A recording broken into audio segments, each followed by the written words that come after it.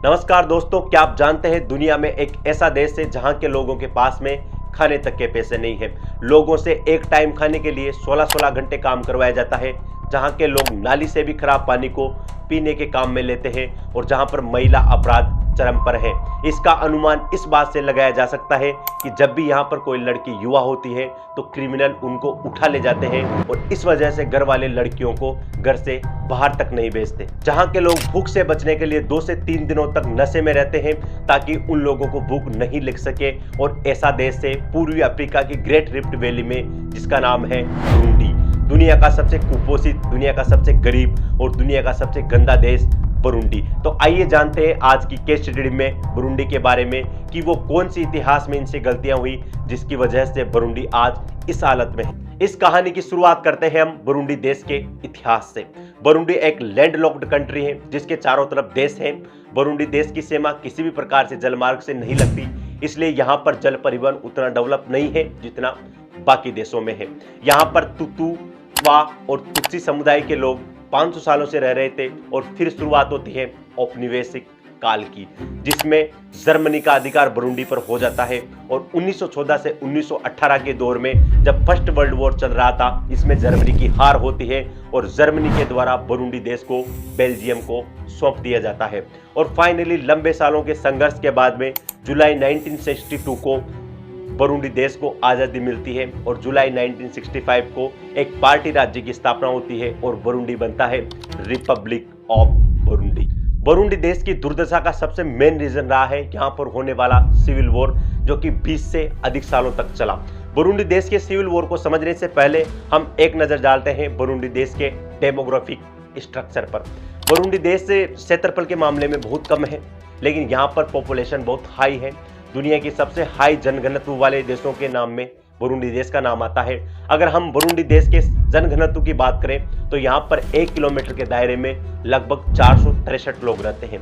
अगर हम इसके जनघनत्व को भारत जैसे देशों से तुलना करें, जो कि हाई पॉपुलेशन वाले कंट्री समझे जाते हैं, वहाँ पर भारत का जनघनत्व 382 है, जबकि बुरुंडी का जनघनत्व 463 है। यानी बुरुंडी का जनघनत्व भारत के जनघनत्व से भी हाई है। बुरुंडी में मेनली 3 समुदाय रहते हैं। पहला समुदाय हुतु है, जिनकी संख्या लगभग 85 के लगभग है। दूसरा समुदाय ये तुत्सी समुदाय, जिनकी जनसंख्या 15% के लगभग है। और तीसरा है त्वा, जिनकी जनसंख्या 1% के लगभग है। क्योंकि आपने दुनिया भर के स्ट्रक्चर को देखा होगा तो आपको एक चीज साफ रूप से नजर आई होगी कि जिस देश में एक समुदाय की पॉपुलेशन बहुत ज्यादा होती है और दूसरा समुदाय अल्पसंख्या में होता है, तो उस देश में सत्ता के संघर्ष को लेकर के सिविल वॉर हमें जनरली देखने को मिलता है। और यही हुआ बुरुंडी देश में। अगर हम भारत जैसे देशों की बात करें तो भारत देश में 70% से अधिक पॉपुलेशन हिंदू है और 15% से अधिक पॉपुलेशन मुस्लिम है, जो कि हमारे भारत में अल्पसंख्यक है। तो इन दोनों समुदायों में भारत में भी सत्ता को लेकर के हमेशा संघर्ष चला रहता है और यही हुआ बुरुंडी देश के बारे में। लेकिन भारत में कभी भी यह संघर्ष हिंसक नहीं हुआ, लेकिन बुरुंडी देश का दुर्भाग्य यही रहा कि इस संघर्ष को सबसे ज्यादा मात्रा में जीनोसाइड, हिंसा के रूप में प्रबल किया गया।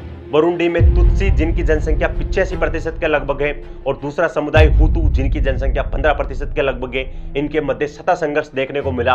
और इस सत्ता संघर्ष की वजह से बुरुंडी में सिविल वॉर हुआ, जिसमें बड़ी मात्रा में जीनोसाइड हुआ और लगभग 2 लाख से अधिक लोगों की जान गई। और 1993 से लेकर के 2005 तक बुरुंडी देश को 5 बार सिविल वॉर का सामना करना पड़ा।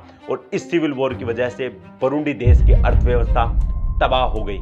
सरकारें आई गई, सैन्य तख्तापलट देखने को मिला। और 8 अप्रैल 1994 को बुरुंडी के राष्ट्रपति की उपद्रवियों के द्वारा गोली मार करके हत्या कर दी गई।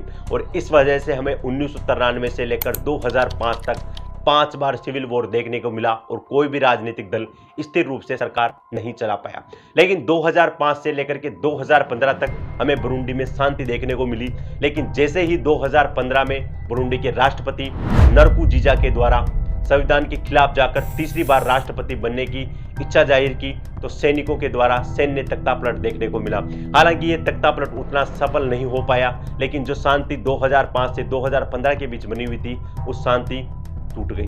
बुरुंडी देश की हालत का जिम्मेदार सिर्फ सिविल वॉर या फिर लैंडलॉक्ड कंट्री होना नहीं है। तीसरी इसकी सबसे बड़ी समस्या है स्ट्रक्चरल प्रॉब्लम, क्योंकि बुरुंडी देश का उतना शहरीकरण नहीं हो पाया जितना बाकी देशों का हुआ। बुरुंडी के अभी भी 15% जनसंख्या ऐसी है जो शहरों में निवास करती है, जबकि जनसंख्या का एक बहुत बड़ा भाग 85% के लगभग अभी भी गांव में निवास करती है। बुरुंडी देश के लोगों की अर्थव्यवस्था का मुख्य साधन कृषि है और वहां के रोजगार का मुख्य स्रोत भी कृषि है। वहां के लोगों में 90% लोग ऐसे हैं जो कि अपनी एम्प्लॉयमेंट के लिए डायरेक्ट और इनडायरेक्ट रूप से कृषि पर निर्भर है। और आपको पता है कि कृषि जहां पर भी प्रबल होती है, जहां पर भी कृषि का क्षेत्र इकोनॉमी में ज्यादा होता है, वो इकोनॉमी स्टेबल नहीं रहती, क्योंकि कृषि में अनिश्चितताएं बहुत ज्यादा होती है। कभी उसमें ओले गिरते हैं, कभी आंधी आ जाती है, कभी बाढ़ आ जाते हैं। इसकी वजह से फसलें खराब होती है और जब फसलें खराब होती है तो पूरे बुरुंडी देश की अर्थव्यवस्था फ्लॉप हो जाती है। बुरुंडी देश के लोगों के द्वारा अपने कृषि उत्पादों को बेचने के लिए 10 से 20 किलोमीटर डेली ट्रेवल करना पड़ता है, तब जाकर के इनके कृषि उत्पादों की बिक्री होती है। बुरुंडी देश की 80% आबादी ऐसी है जो कि गरीबी रेखा से अपने जीवन यापन करती है और गरीबी में जीवन यापन करने की वजह से यहाँ के बच्चों में कुपोषण की बहुत बड़ी समस्या देखने को मिली। 5 साल से कम आयु के बच्चों में 56.8% बच्चे ऐसे हैं जो कि कुपोषण से पीड़ित होते हैं। सिर्फ 2% लोगों के पास में अपना बैंक अकाउंट है और 0.2% बैंक ऐसे हैं जो कि लोन देने में सक्षम है। यदि आप बुरुंडी देश में रहते हैं और यदि आपको कोई स्टार्टअप करना है तो स्टार्टअप के लिए आपको लोन चाहिए, लेकिन बुरुंडी देश के बैंक की हालत इतनी खराब है कि वहां के सिर्फ 0.2% बैंक ऐसे हैं जो कि लोन देने में सक्षम है। बुरुंडी देश की दुर्दशा का तीसरा कारण है लैक ऑफ एजुकेशन। किसी भी देश की इकोनॉमी पर बहुत बड़ा इंपैक्ट पड़ता है वहां के लोगों के एजुकेटेड होने में, लेकिन बुरुंडी देश के लोग एजुकेशन वाइज ज्यादा पढ़े लिखे नहीं है। यहाँ की लिटरेसी रेट बहुत कम है और यहाँ पर जैसे ही बच्चे पैदा होते हैं तो परिवारों के द्वारा उन बच्चों को रोटी कमाने में लगा दिया जाता है, क्योंकि गरीबी बहुत बड़े चरम पर है। और जब वो रोटी कमाने में लग जाते हैं तो उनकी शिक्षा नहीं हो पाती है और शिक्षा नहीं होने की वजह से यहाँ के लोगों में जागरूकता की कमी है। और आज भी बुरुंडी देश में एक दंपति के 5 से 7 बच्चे एवरेज रूप से होते हैं। यानी ये क्षेत्रफल के रूप में तो बहुत छोटा देश है बुरुंडी, लेकिन यहाँ के लोगों में शिक्षा की कमी और जागरूकता में कमी होने की वजह से यहाँ के एक दंपति के इस समय तक 5 से 7 बच्चे एवरेज रूप से होते हैं। और यदि किसी परिवार को अपने बच्चों को पढ़ाना है तो यहाँ पर क्वालिफाइड टीचर्स की बहुत कमी है। स्कूल और कॉलेजेस की स्थिति इतनी खराब है कि यहाँ पर जो मिड डे मील स्कीम जो कि भारत जैसे देशों में चलती है उसकी हालत वहाँ पर बहुत खराब है। बच्चों को सड़ा गला बेकार सा खाना दिया जाता है और कभी कभी तो बच्चों को खाना तक नहीं मिलता, जिसकी वजह से वो बिना खाए उनको रहना पड़ता है। एजुकेशन के हालात तो आप इसमें देख ही चुके होंगे कि कितने खराब हैं, जिसकी वजह से बच्चे पढ़ नहीं पाते हैं और बच्चों की जब पढ़ाई नहीं होती तो उनके दिमाग में नए नए इनोवेटिव आइडिया नहीं आते और वो उसी सर्कल में फंस जाते हैं जिस सर्कल में उनके परिवार वाले होते हैं, यानी गरीबी के दुष्चक्र में फंस करके रह जाते हैं। और इन कारणों की वजह से आज बुरुंडी इतनी बुरी हालात में है। बुरुंडी देश में प्रति व्यक्ति जीडीपी $780 है, जो कि लोवेस्ट जीडीपी समझी जाती है और यहाँ के लोगों के द्वारा एक दिन के 50 रुपए कमाना भी बहुत मुश्किल होता है। बुरुंडी देश की अगर मैं ह्यूमन डेवलपमेंट इंडेक्स में इसकी रैंक देखूं, जिसमें जीवन प्रत्याशा, हेल्थ, एजुकेशन को एक आधार के रूप में लिया जाता है, उस ह्यूमन डेवलपमेंट इंडेक्स में मानव विकास सूचकांक में 193 देशों की सूची में 187वां स्थान बुरुंडी का है। यानी बुरुंडी दुनिया का 6ठा सबसे वर्स्ट कंट्री है ह्यूमन डेवलपमेंट इंडेक्स में। वहीं मैं इसके एक क्राइटेरिया की और बात करूं, वैश्विक खुशहाली रिपोर्ट।